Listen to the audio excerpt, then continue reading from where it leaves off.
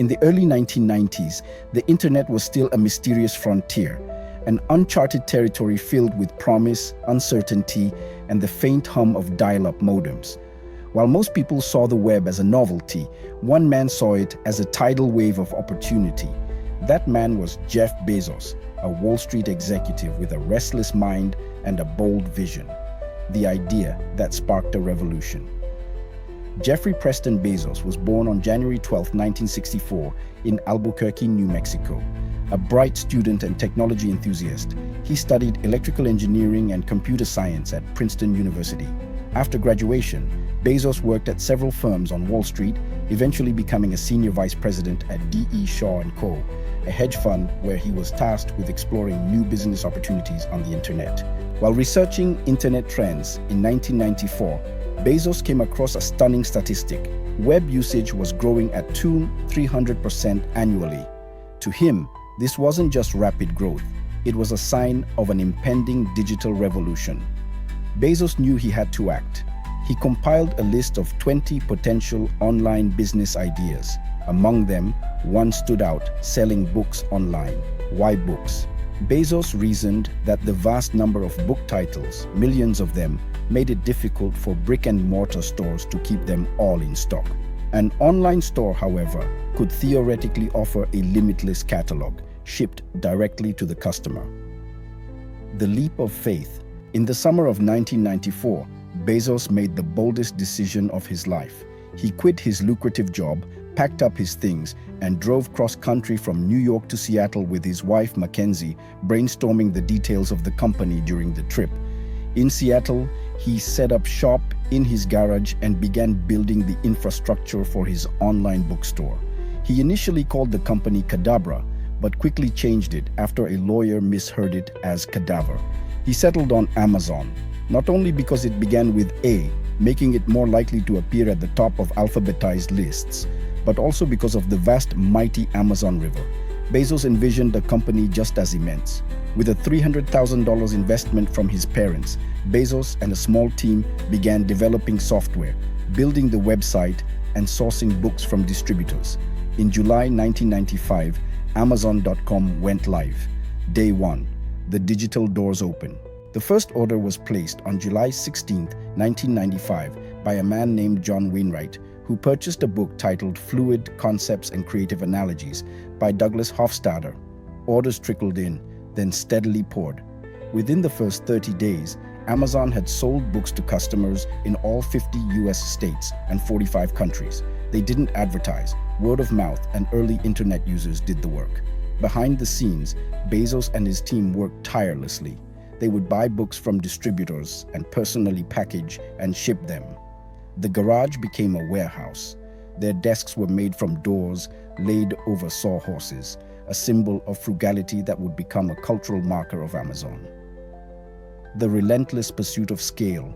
By the end of 1996, Amazon had generated $15.7 million in revenue. The next year, sales soared to $148 million. Bezos reinvested every dollar back into growth. He wasn't aiming for quick profits, he was building for scale.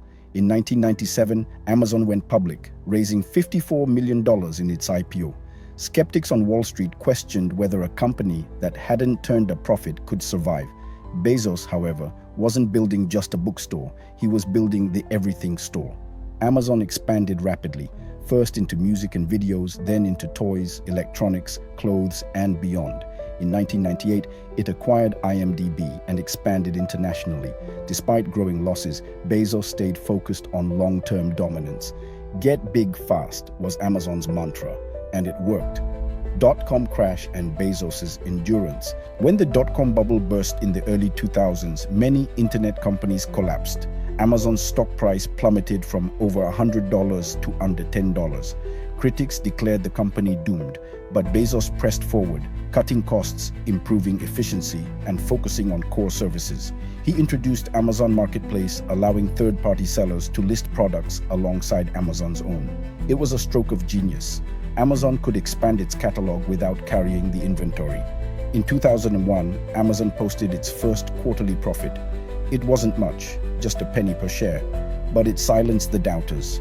Slowly but surely, Amazon became more than a bookstore or an e-commerce site. It became an ecosystem. Innovation on overdrive. Over the years, Bezos pushed Amazon to innovate relentlessly. In 2005, Amazon Prime launched, offering free 2-day shipping for a yearly fee. It was a risky bet that turned out to be one of the most successful membership programs in history. In 2007, Amazon introduced the Kindle, revolutionizing how people read and buy books. Then came Amazon Web Services, AWS, which started as a way to solve Amazon's internal IT challenges, but soon became a behemoth cloud computing platform. Today, AWS powers huge swaths of the internet, providing scalable infrastructure to startups and giants alike. It became Amazon's most profitable division, turning the company into not just a retailer, but a tech powerhouse. Changing the world one click at a time. By the 2010s, Amazon had transformed global retail. Its one-click ordering, sophisticated logistics, massive fulfillment centers, and smart algorithms redefined convenience. It acquired companies like Zappos, Whole Foods, and Ring. It developed Alexa and the Echo smart speakers, entering the world of voice-activated tech. Bezos even started a space company, Blue Origin, showing that his ambitions stretched far beyond Earth. Amazon became synonymous with speed, choice, and disruption. Traditional retailers struggled to compete. Critics raised concerns about labor practices, monopolistic behavior, and data privacy. But Bezos remained focused on the customer, famously saying, "We're not competitor-obsessed, we're customer-obsessed," the legacy of a relentless builder. In 2021, Jeff Bezos stepped down as Amazon's CEO, handing the reins to Andy Jassy. But the foundation he built remains rock solid. From a garage startup to a trillion-dollar titan, Amazon's journey is one of vision, risk, and obsessive focus on the future. What began as an online bookstore became a mirror of the modern economy. In every package, in every order delivered within hours, in every Kindle download or Alexa response, echoes the restless spirit of its founder, a man who looked at the internet and saw not just information, but infinite possibility. Today, Amazon is not just a company, it's a verb, a marketplace, a logistics empire, a data juggernaut, and a symbol of 21st century commerce. And it all started with one man, one dream, and a few lines of code written in a garage.